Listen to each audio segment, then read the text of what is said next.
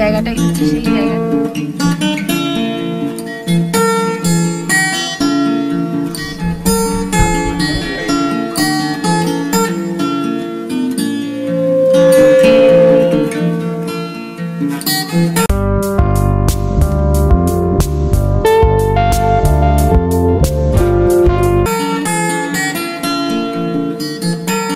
Hello বন্ধুরা, সবাই কেমন আছেন আপনারা? আশা করি খুব ভালো আছেন and welcome back to my channel to a new blog. আর চ্যানেলের নতুন বন্ধুদের অনেক অনেক স্বাগত জানাই। আজ সকাল থেকেই রয়েছে মোটামুটি বেশ কিছু কাজ, তার মধ্যে আবার একটুখানি ব্যাগ প্যাক করা, কারণ আজকে বেরোবো হচ্ছে আমাদেরই এক বন্ধুর বাড়ি। সে আছে এই কাছাকাছি 1-2 ঘন্টা দূরে পাশের রাজ্যে, তো তার সঙ্গেই দেখা করার জন্য যাব। তার আগে একটু এই কাল পুজো ছিল, তো ঠাকুরের জায়গাটা পরিষ্কার করব, কিছু রান্না টান্না করে নিচ্ছি, তারপরে ব্যাগটা গুছিয়ে নেব।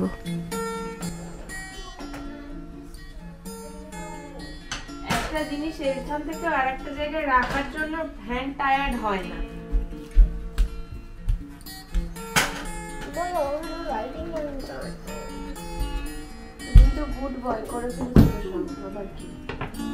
চলুন এবার ওইদিকে রান্নার কাজটা হয়ে গেছে, একটু আধটু রান্না করলাম, কারণ আবার 2 দিন থাকবো না, বেশি বাসা রান্না করে গেলে ফ্রিজের মধ্যেই থাকবে পড়ে, তার থেকে বরং একটু করে অল্প খেয়ে বাকিটা বেরিয়ে এসে তারপরে গিয়ে আবার করা যাবে ক্ষণ। আর এই দেখুন, এই প্রদীপগুলো আর ফেলে দিতে কি ইচ্ছে করে? প্রতি বছর এরকম সুন্দর সুন্দর মোমবাতি অথবা এমনি যে তেল দিয়ে প্রদীপ জ্বালানো হয়, সেগুলোও তো আজকাল খুব সুন্দর ডিজাইন করা কিনতে পাওয়া যায়, কিন্তু পরের দিন কালী পুজো বা দিওয়ালির পরের দিন যখন সকালটা আসে, সেগুলো ফেলে দিতে ভীষণ মায়া লাগে। কত বছর ধরে জমিয়েছিলাম, কিন্তু বলে নাকি যে প্রদীপ নাকি একবার জ্বালিয়ে ফেললে তারপরে আর সেই প্রদীপটা না জ্বালানোই ভালো, সেই মাটির প্রদীপগুলো আর কি। তো ওই জন্য প্রত্যেক বছরই ফেলে দিতে হয়। তো আজকে আমার এই জায়গাটা পরিষ্কার করা হয়ে গেল, আর এইটা তো ভীষণ কাজের ছিল, এত ভালো লেগেছে। যাক, চলুন পরিষ্কার করা হয়ে গেছে, আর এবার বেরিয়ে পড়ি। আমরা বেরিয়ে তো অনেকক্ষণ আগেই চলে এসেছিলাম, তো এখন রাত্রি হব জাস্ট কটা বাজে, এখন বাজে হচ্ছে 7:15 বাজে। এই জায়গাটাই হচ্ছে সেই জায়গা যে গাড়িটা খারাপ হয়ে গিয়েছিল। এইখানেই যখন ওই দেশে যাচ্ছিলাম ইন্ডিয়ায়, এই ডাঙ্কিন ডোনারটাতেই আমাদের গাড়িটা সেদিন ব্যাটারিটা ডাই হয়ে গিয়েছিল। তো যাই হোক, এখন এখানে একটুখানি দাঁড়ালাম, ওই বললাম যে একটু জাস্ট টুকটাক কিছু মানচিং এর জন্য নিয়ে নেব। দীপ গেছে নিতে, তো এইখান থেকে আর 1 ঘন্টা মতো লাগবে, তারপরে গিয়ে তো দেখা হয়ে যাবে। ওই বললাম যে যার কাছে যাচ্ছি আসলে তো দীপান্বিতা, হয়তো আমার পুরনো ব্লগ যারা দেখেছেন অনেকে জানবেন হয়তো যে আমরা একটা গ্রুপ থাকতাম, সেই গ্রুপের একটা বন্ধু। সকালে বললাম যেমন, তা ওর ওখানে আর কি দাদার বাড়ি, ওখানেই যাব ফার্স্টে, তারপর ওখান থেকে তো ন্যাশনাল পার্কটা, ওই একদম ন্যাশনাল পার্কের গাড়ি প্রায় বাড়ি। যাই হোক, এখানে তাড়াতাড়ি করে কাজটা সেরে নিই, তারপর আবার পৌঁছবো। টাকা কিন্তু দেয়নি বেশি। এ বাবা, এরা এরকম করে প্রত্যেকবারে। কি করে কি জানি, 5টা 10টা বলেছিলাম তো। তোমাকে ভালো পছন্দ করে প্রতিবার এখানে, জানেন তো, এরকম এতগুলো রসগোল্লার পান্তুয়ার মতো বললাম ডাঙ্কিনে ফ্রিতে দেয় না কিতে দেয় জানি না, মানে এই টাইমটা এরা ভুল বোঝে। 5টা বলতে এক একটাই কি 5টা করে রেখেছে, সেইটাকে কাউন্ট করে নাকি? বাট দাম তো কম, সেই একই না নিয়েছে আসলে। লাস্টের দিকে তো দোকান এবার বন্ধ হবো, ওই জন্য সবগুলোই যা করে দিয়ে দেয়, এটাতেই দেয়, আর এরকম টাইমেই দেয়। তো আমরা এখানে নিলাম হচ্ছে, এটা বেশ ভালো খেতে, জানেন তো, ডাঙ্কিনের। সেবার যখন দিদা এসেছিল আমাদের বাড়ি, তখন গিয়ে ফার্স্ট খেয়েছিলাম একটা র্যাপ, ডাঙ্কিনের এই র্যাপটা, চিকেন র্যাপ। এটা ওদের ব্রেকফাস্ট মেনুতে থাকে বেসিক্যালি, কিন্তু এখন দেখি সারাদিনই পাওয়া যায়। তো আমরা যখনই কোথাও বেরোই, সকালের দিকে বেরোলে এরকম একটা নিয়ে নিই, খুব সুবিধে হয়, মানে পেটটা বেশ অনেকক্ষণ ভরা থাকে। যদিও এখন এক্ষুনি পৌঁছে যাব, তাও এখন ভাবলাম 1 ঘন্টা মতো, তো 1.5 ঘন্টা মতো খেয়ে নিই। এতগুলো রসগোল্লা পান্তুয়া প্রতিবারই পড়ে থাকে। আগেরবারে যখন প্রথম দিল তখন ওই একটা করে দুটো করে খেয়ে তারপরে রেখে দিয়েছিলাম। তারপরে তো আমি আর রন চলে গিয়েছিলাম ইন্ডিয়া। দীপ ওগুলো খেয়েছিল, একাই সব একেবারে শেষ করেছিল। এবারে তবে আর কবে শেষ হবে ওগুলো জানি না, নাকি ফেলে দিতে হবে। কিছু জায়গা, কিছু জিনিস দেখবেন কোনো কারণের জন্য সারা জীবন মনে থেকে যায়। যেমন ওই ডাঙ্কিনটা, ওইবার গাড়িটা ওরকম খারাপ হয়ে গেল বলে একদম মনে থেকে গেছে। যাক, এখন ওদের বাড়ি পৌঁছে গিয়েছি, এই যে দাদা বৌদিদের বাড়ি। চলুন এবার ভেতরে যাই। ওদের বাড়িতেও একটা পুচকি বাবা আছে, দেখা যাক তার সঙ্গে আবার রন সঙ্গী হয় নাকি। একমাত্র এই বাড়িটাতেই লাইট জ্বলছে মনে হচ্ছে। হ্যাঁ, আর এখানে খুব একটা জ্বলছে না। না, তাও জ্বালিয়েছে। ও লাইটের ডেকোরেশন। ও কুমড়ো পুজো রে, সত্যিকারের পুজোর মতোই লাগছে। Welcome welcome. চলো, বাহ বাহ, আমার বাচ্চা অনেকদিন পরে দীপানিদা তোমার সঙ্গে দেখা। 7 মাস। ওই দে কেস বলে বাবা, এটা কি এলি? এটা সেই মনে জানো তো আমাদের দীপক। কাল রাতে আর ভিডিও করা হয়নি। রাতে খেতে বসে গিয়েছিলাম আর ওই পুচকি বাবাটাকে নিয়ে যে কি তুতুর করে একটা ছোট্ট মুরগি ছানার মতো দৌড়ে বেড়াচ্ছিল সারা বাড়ি, ওকেই দেখতে দেখতে কেটে গেছে। আজ আবার এখন সকাল হয়ে গেছে। আর ওই যে কালকে বললাম আপনাদের যে বন্ধুর বাড়ি আসার কারণটাই হচ্ছে গিয়ে এই গায়ে একটা ন্যাশনাল পার্ক আছে। আর এই যে এই পাতার কালার, মানে এই হেমন্তকালের সময়টা তো আমেরিকা একেবারে সমস্ত রঙে রাঙিয়ে ওঠে। তবে যদিও পাতার এই রং এদেশের একেবারে ওপর দিক থেকে লাল লাল হলুদ এইরকম চেঞ্জ হতে শুরু করে। তো সেই রকম চেঞ্জ হয়ে এই দিকটাতে অনেকটাই চেঞ্জ হয়ে গেছে। আমি আগেও যেদিন স্মোকি মাউন্টেনে গিয়েছিলাম সেদিনও বলছিলাম যে সময় মতো কিন্তু পৌঁছতে হয়, না হলে হয় সেটা হয়ে যায় আর না তো সেটার আগেই পৌঁছে যাওয়া হয়ে যায়। তো দুটোর কোনোটা হলেই কিন্তু জিনিসটা ঠিকমতো দেখা যায় না। যেমন আগের দিন আগে পৌঁছে গিয়েছিলাম, আজকে আবার আরেকটু অন্যদিকে এসেছি, সেজন্য দেখুন সমস্ত পাতা কিন্তু ওই রকম রঙিন হয়ে তারপরে ঝরে এখন পুরো ব্রাউন কালারের হয়ে গেছে। যাক, তাই না হয় দেখতে যাই, ন্যাশনাল পার্ক তো দেখা হবে একটা। আর সবচেয়ে বড় হচ্ছে গিয়ে বন্ধুর সঙ্গে দেখা হবে বলে। আসলে দুজনেই ভাবলাম যে সেই টেক্সাসে হয়েছিল ছাড়াছাড়ি, সে তো বাপু আমাদের এখান থেকে অনেকটা দূরে। আর ও যখন আছে এই পাশের রাজ্যে, যেখানে এখন আমরা যেখানে থাকি নর্থ ক্যারোলিনা, সেখান থেকে পৌঁছতে মোটে 2 ঘন্টা লাগে। আর টেক্সাসে যেতে হলে কিন্তু 16 ঘন্টা। তা 2 ঘন্টা গেলেই না হয় যদি বন্ধুর সঙ্গে দেখাই হয়ে যায়, তাহলে বরং একবার ঘুরেই আসি। আর তার সঙ্গে এই সময়টা তো ছিল ওই যে গতকাল যে কালী পুজোর জিনিসপত্র সব গোছাচ্ছিলাম, তার মানে তো বোঝাই যাচ্ছে যে এটা ভাইফোঁটার খুব কাছাকাছি। তা ও প্রতি বছর সুইপ্তকে ফোঁটা দিত আর রাখি পরাতো। আর আমি একবারই ভাগ্যক্রমে পেয়েছিলাম স্নেহাংশুদাকে রাখি পরাতে, কিন্তু ভাইফোঁটা দেওয়ার কখনো সুযোগ হয়নি। তা যখন ভেবেই দেখলাম যে প্রবাসের মাটিতে আবার দেশ থেকে এত দূরে বিদেশে এরম ভাইফোঁটা দেওয়ার সুযোগ, তখন আর হাতছাড়া করলাম না। তাই জন্য একেবারে ব্যাগ গুটিয়ে আর চলেও আসলাম। সঙ্গে তো ন্যাশনাল পার্কটা। তবে চলুন, ন্যাশনাল পার্কে তো পৌঁছে গিয়েছি, এবার একটুখানি ঘুরে ফিরে যতটুকু দেখা যায় সেগুলোই না হয় দেখি একসঙ্গে।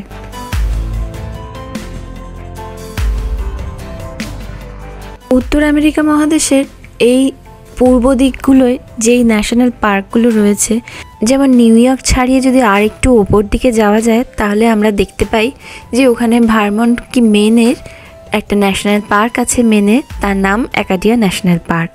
আর এইদিকে তো স্মোকি মাউন্টেন, তারপরে গিয়ে এখন যেটাতে ঢুকেছি আমরা এই ন্যাশনাল পার্কের নাম হচ্ছে শেনান্দোয়া ন্যাশনাল পার্ক। তো এই সমস্ত ন্যাশনাল পার্কগুলোতেই ভীষণ মানে গাছের প্রাচুর্য দেখতে পাওয়া যায়, সবুজের প্রাচুর্য দেখতে পাওয়া যায়, আর দেখা মেলে পাহাড়ের। আর তার জন্যই এত গ্রিনারি বলে এই সব জায়গাগুলোতে ফল বলে যেই সিজনটা, সেই সিজনটাও খুব ভালো হয়। তো সেই জন্য দেখতে পাওয়া যায় ফল ভালো বলে।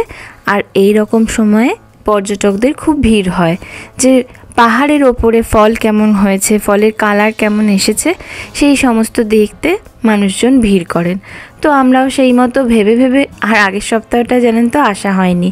আগের সপ্তাহে আসলে বুঝি এই যে ন্যাড়া ন্যাড়া গাছগুলো দাঁড়িয়ে আছে সেগুলো রং জঙে হয়ে দাঁড়িয়ে থাকতে দেখতাম। চলুন এখন ভিজিটার সেন্টারের ভেতরটা একটুখানি ঢুকি, তারপরে গিয়ে আবার বাকি ন্যাশনাল পার্কটা ঘুরে দেখব। কি এগুলো? ওই দেখো কি করবে একটা সবকটাকে নিয়ে, কিটু কুটু কুটু ছোট ছোট। 12 টাকা দাম এইটুকু। ওগুলো finger puppets, these are finger puppets. এটা এখানে দেখ, দেখ রেড রেড, এই দেখ র্যাটেল স্নেক, দেখ Tweety and rattle snake. It's called Moorman River Outlook. Papa, where are you? What are those far mountains? Those are all ridges and mountains like Blue Ridge Mountain. Is it? I think it's Smoky Mountain. Oh, পুরো পার্কটা ঘুরে দেখতে গেলে অনেকখানি সময় লেগে যাবে। আসলে এটার একটা সিনিক ড্রাইভ আছে। আমরা যেই রাস্তাটা দিয়ে ড্রাইভ করে এই ভিউ পয়েন্টগুলো পাচ্ছি, সমস্ত ভিউ পয়েন্টেরই একটা একটা করে নাম রয়েছে। যেমন এই ভিউ পয়েন্টটার নাম হচ্ছে গিয়ে ফার ভিউ পয়েন্ট। তো যাই হোক, আমরা সমস্ত ভিউ পয়েন্টে আর দাঁড়ালাম না, কারণ এসেছি তো দেখতে ফল কালার। আর এই ফল কালার আর এই সিনিক ড্রাইভ, এই পুরো ড্রাইভটা প্রায় অনেকটা মাইল জুড়ে এই ড্রাইভটা। এইটাই এই সেনান্দোয়া ন্যাশনাল পার্কের বিশেষত্ব। আর তাছাড়াও অনেক হাইক আছে, সেই হাইকগুলো মানে ট্রেলের মধ্যে করে হাইক করে করে গিয়ে হয়তো খুব সুন্দর একটা ভিউ পয়েন্ট পাওয়া যায় বা কোনো ঝর্ণা পাওয়া যায় দেখতে। তো সেইগুলো সমস্ত করতে গেলে একটা খুব ভালো প্রপার টাইমে আসলে খুব ভালো হয় আর কি। তো আমরা তো এরকম টাইমে এসেছি, যাকে আমরা যতটুকু দেখতে পেলাম। আর এই জায়গাটাতে এবার আসলাম সানসেটটা দেখবো বলে।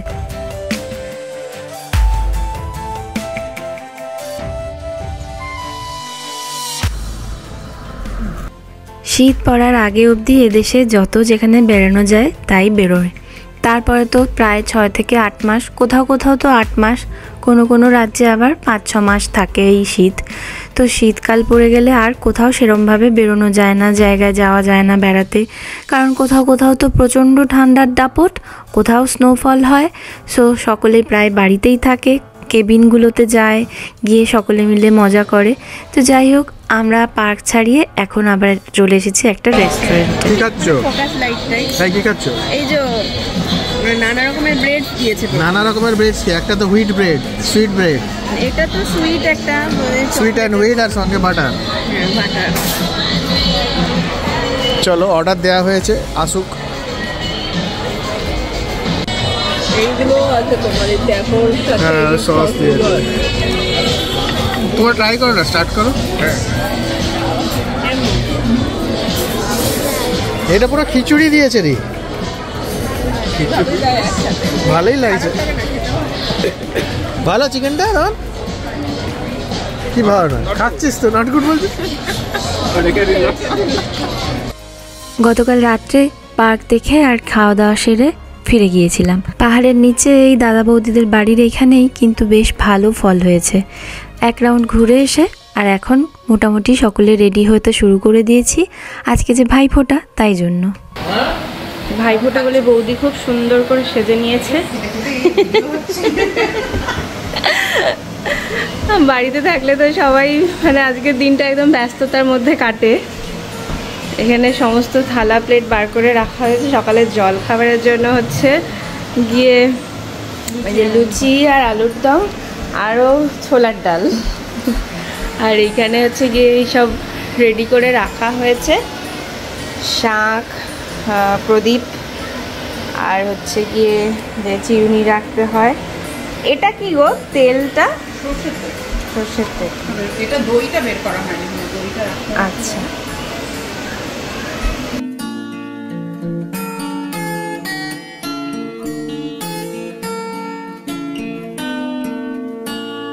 এমনিতে যখন আমরা টেক্সাসে থাকতাম তখন প্রায় দীপান্বিতার হাতের নানা ধরনের মিষ্টি খেতে পেতাম। আমাদের কোনো গেট টুগেদার বা পার্টি হলে দীপান্বিতার হাতের একটা ডেজার্ট থাকতোই থাকতো। ও বাবা, এ বাড়িতে এসে আবার দেখছি বৌদিও মিষ্টি বানায়, সে আবার আরও অপূর্ব খেতে। দীপান্বিতা, তোমার ভাইফোঁটার লুক দেখি। বাহ, কি সুন্দর লাগছে। ওটা তুমিই করবো।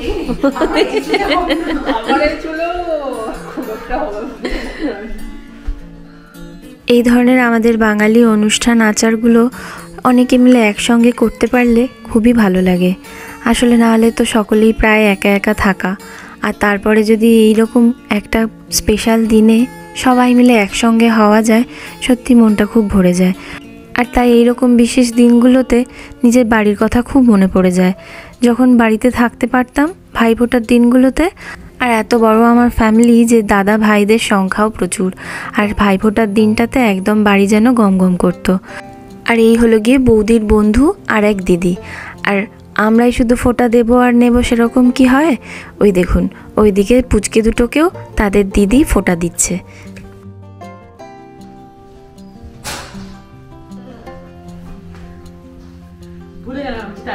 ভাইয়ের কপালে দিলাম ফোঁটা।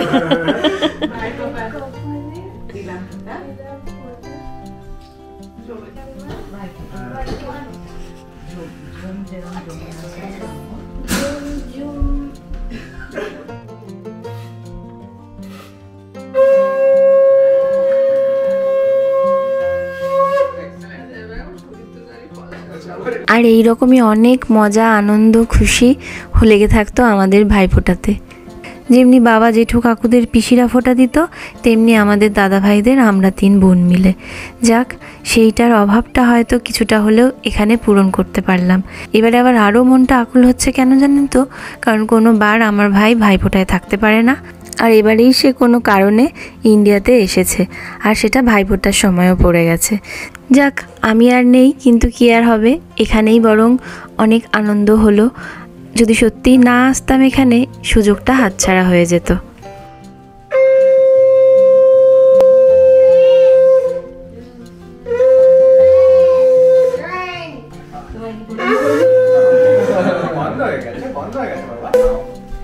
তবে রন কোনো বছর জ্ঞান তো এই প্রথম ফোঁটা পেল।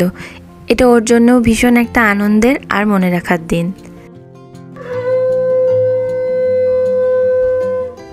যতই রন বাইরে বেড়ে উঠুক না কেন, আমার মনে হয় বাঙালি সমস্ত সংস্কৃতিগুলো যেন ও ভালো করে জানতে পারে। এত কিছু পরে এখন হচ্ছে কি আমাদের ভুড়ি ভোজের আয়োজন করা হয়েছে এখানে। সেখানে আছে হচ্ছে একদম, এখানে জানেন তো কলকাতার মতো কেউ একজন বিরিয়ানি বানান, তো সেটা হচ্ছে কি এটা মাটন বিরিয়ানি এখানে আনিয়ে রেখেছে বৌদিরা। পুরো দেখতে তো হেভি লাগছে, পুরো কলকাতার মতোই লাগছে, গন্ধটাও খুব সুন্দর উঠেছে। কি আর বলি, সেই পরশু রাত থেকে যখন পৌঁছলাম বৌদিদের বাড়ি, তারপর থেকে শুধু খেয়েই যাচ্ছি আর খেয়েই যাচ্ছি। প্রথম রাতে শুরু করেছিলাম চিকেন ছোলার ডাল দিয়ে, তারপরের দিন তো গিয়েছিলাম সেই ন্যাশনাল পার্কে, আর রাতে ওই চিজ কেক ফ্যাক্টরিতে খেয়ে এত কিছু খেয়ে তারপরে গিয়ে ঢুকেছিলাম। আর আজকে তো সকাল থেকে একেবারে এলাহি আয়োজন, লুচি টুচি থেকে শুরু করে, তার মধ্যে তো ওরা দুজন এত ভালো ভালো মিষ্টি বানায় যে মিষ্টিগুলো কিছুভাবেই আর ছেড়ে উঠতে পারছিলাম না। মনে হচ্ছে একটু খাবো, কিন্তু সেই খাওয়া হয়ে যায় যাচ্ছে। আর তারপরে এই বিরিয়ানির বংশ, আর তার মধ্যে দীপান্বিতা করেছে একটা ভীষণ সুন্দর স্যামন মাছ, আর দীপান্বিতার হাতের আনারস দই, সেটাও যে একেবারে কি অমৃতের মতো। সমস্ত কিছু খাওয়া দাওয়া আর প্রচুর গল্প। অনেক দিন পর সকলে মিলে এতক্ষণ ধরে বসে গল্প করতে পেরেছি। আর বৌদিকে যেন সত্যিই মনে হলো না যে এই প্রথমবার দেখলাম বা এই প্রথমবারের আলাপ হল। প্রথমবারের আলাপেই এত আপন করে নিয়েছে, এত গল্প করেছি, আর অনেক কথা গল্প যেন শেয়ার হলো। যাক, এখন তো এবার ছেড়ে আসার পালা, আর ছেড়ে যাওয়ার সমস্ত সময়গুলোই হয় খুব খারাপ।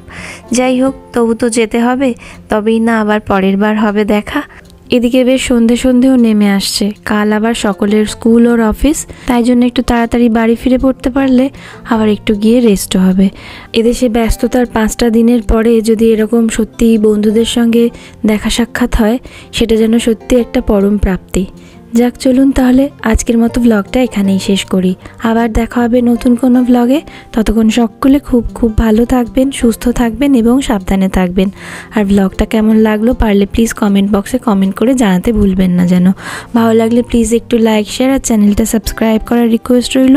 আর ফেসবুক থেকে যারা দেখছেন তারা প্লিজ পারলে পেজটা একটু ফলো আর শেয়ার করে নেবেন। Thank you so much for watching.